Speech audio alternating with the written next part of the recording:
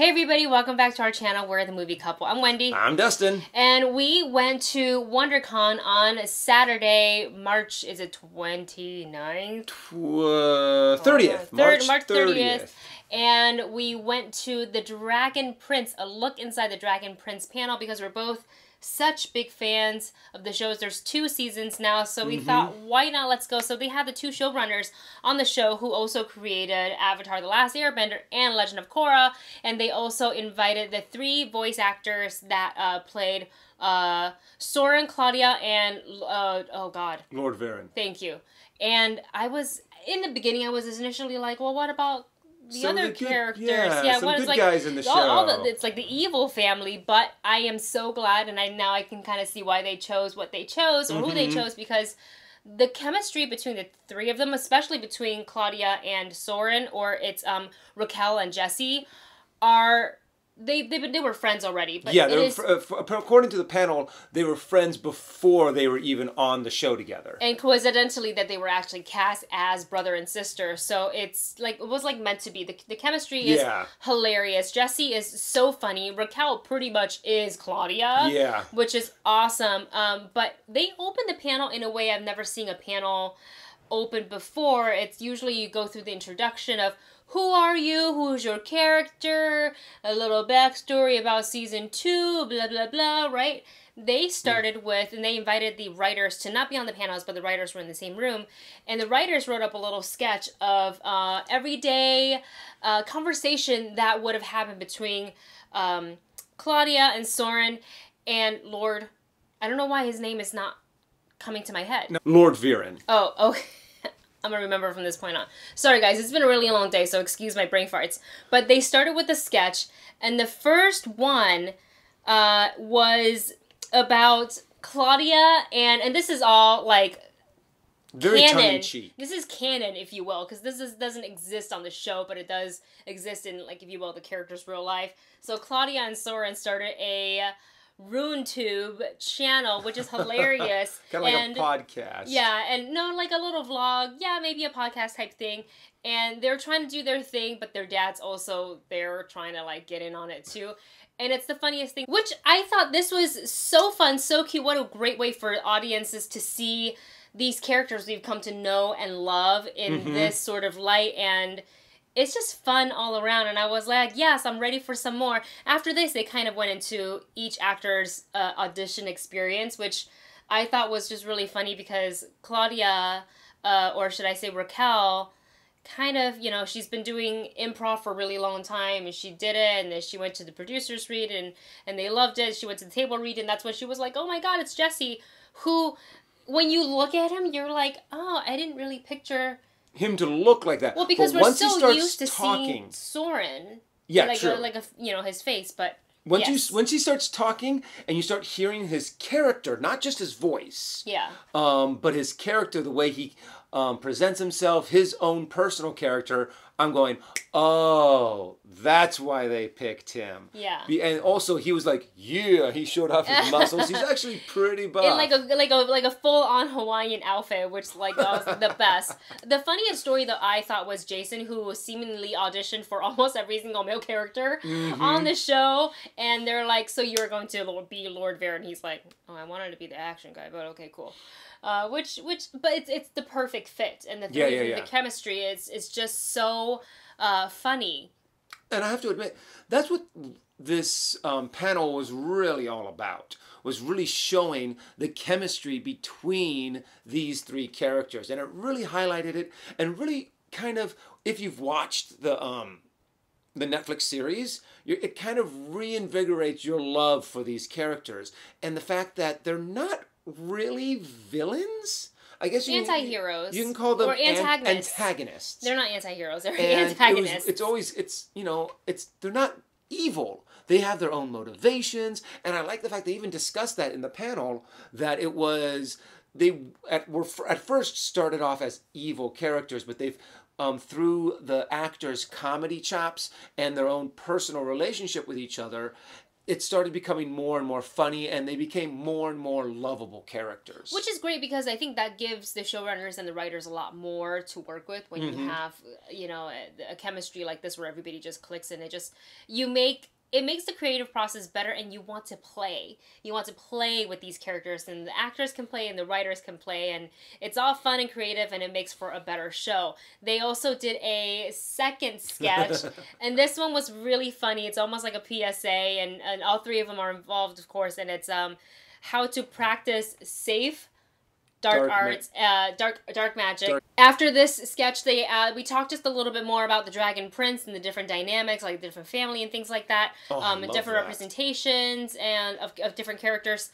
And then we did a third sketch, which led us to their announcement that yes, there will be a season 3, but they did not give us a date for season 3, which was something I figured there was by the way they left it. I was like, obviously there has to be a season 3. Yeah. But they didn't give us a date, which is kind of what I was hoping for, but they didn't give it to us. And that's something... It's alright, I guess. That's something I really noticed about this panel. It was more entertaining and more personal, but they really didn't give us any information about season 3, when it was coming out, what it was about, which direction they were going to go, which characters are going to focus on. Nothing.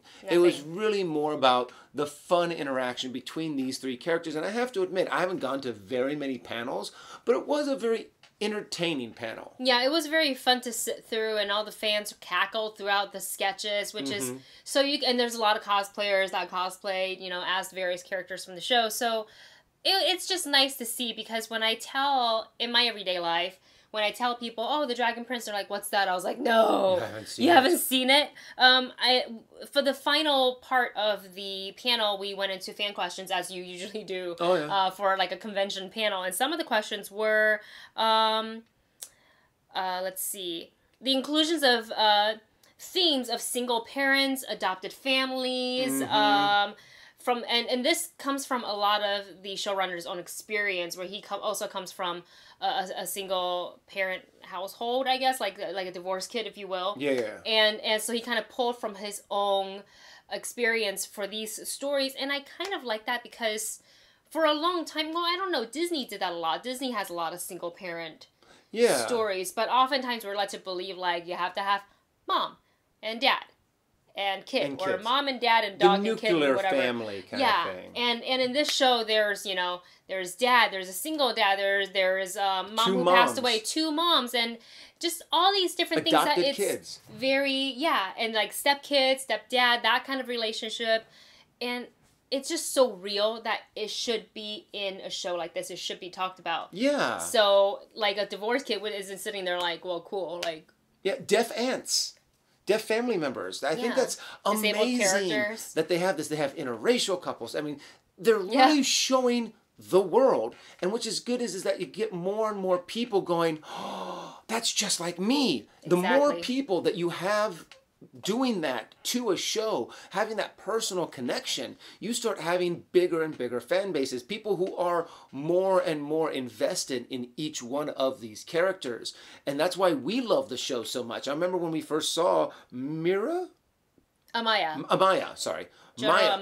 General Amaya. Oh, she's so And she started sign languaging. And we were like, that's awesome. That's she started brilliantly genius. And they also I do wish that they put subtitles on that, though. But I kind of also like the air of like, hey, if you know sign language, then you know that what she's signing is correct. And what the showrunner, they said they made a really big effort to make sure they got it correct. Yes. That they researched, and they had to make sure that when the animators and the editors were working on it, that they didn't cut her scene, so she wouldn't like end up signing something like halfway through, so it always beginning to end. So I appreciate the details that they put into these shows, and every frame that you see. Speaking of which, they also talk about end credits. There's usually a lot of like a cute and funny scene. The reason they put them in there is because they want to really say, hey, like, sit through the credits. There's a lot of people that worked very hard on this episode that you just enjoy. So they'll put little tidbits in there, whether it's a clue, an Easter egg, or just a funny scene at the end to kind of wrap up the show. Made me want to go back and watch all of the end credits, because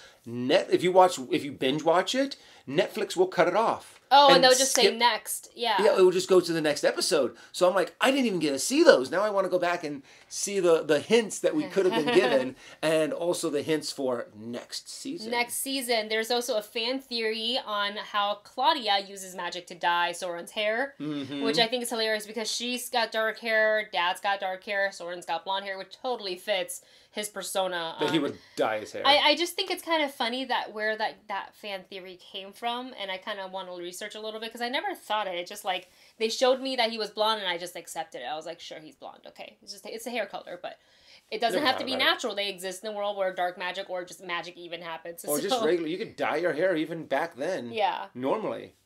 There's also, because now we're going to the 3rd season, they're going into elf territory. So Ayla has, or Ryla has, you know, like tried to pose as a human. Like, hello fellow humans. With her horribly, like, human accent.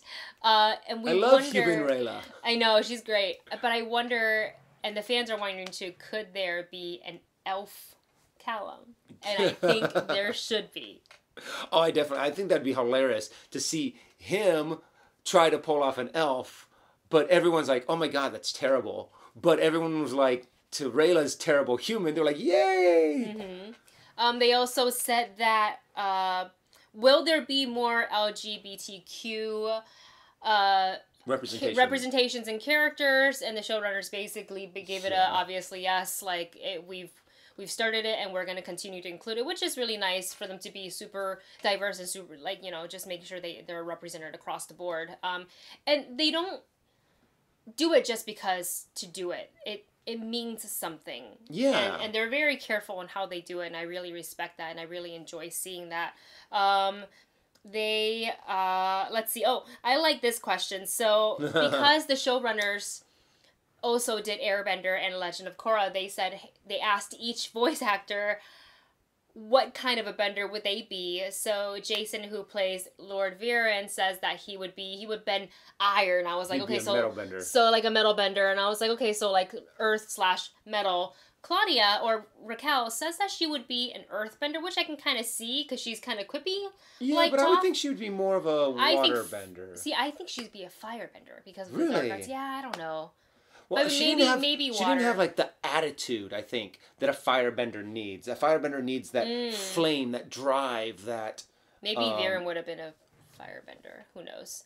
And then best answer is from Jesse, who voices Soren. He said, I think I'd be like Sokka. I think I would be a non-bender. I was like, yes, you would. Because he'd always be trying to prove himself. And that kind of makes sense. Because even in the show, Soren has a magic dad and a magic sister. But yet, he does not do magic. He's like, no, I'm going to be a knight. I'm going to wield a sword. I'm going to defeat a dragon. That's what I'm going to do. And that kind of sounds like, you guys can bend, and Sokka's just like, I don't have to be a bender, and I'm going to keep pace with you guys. And to wrap up the panel, they said that season 3 is coming. It's going to be great. It's going to be very epic. It's going to destroy all of us in good and bad ways. And I was like, great, I'm ready to cry. And they showed us a poster. A poster, which you will see right now. That's it for our review for the Dragon Prince panel. I am glad that we went because... it was fun. It was just a lot of fun. It was a nice way to start our day at WonderCon. And also, make sure you subscribe to this channel for more coverage from WonderCon. We have a couple of more videos coming, so stay tuned. Thanks for watching, and we will see you next time. Bye.